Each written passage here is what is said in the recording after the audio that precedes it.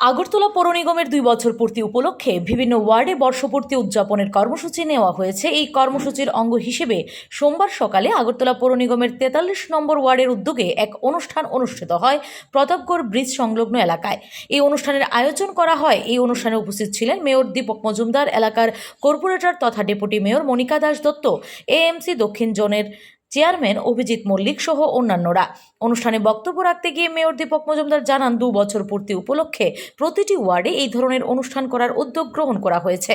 এই অনুষ্ঠানের মাধ্যমে গত ২ বছর পৌর নিগম জনগণের সুবিধার্থে কী কী উন্নয়নমূলক কাজ করেছে এবং আগামী ৩ বছর আরও কী কী কাজ করা হবে সেই পরিসংখ্যান তুলে ধরা হবে। তিনি দাবি করেন, আগরতলা শহরের জল নিষ্কাশনী ব্যবস্থা অনেক উন্নত হয়েছে, রাস্তাঘাটের নর্দমাগুলি মেরামতে করা হয়েছে। এই সমস্ত জনস্বার্থ সংশ্লিষ্ট কাজগুলি করা সম্ভব হয়েছে নিগমবাসীর সহযোগিতায়। আগরতলা পৌর নিগম এলাকায় উন্নয়নে আগামী দিনেও জনগণের সহযোগিতা চান মেয়র দীপক মজুমদার।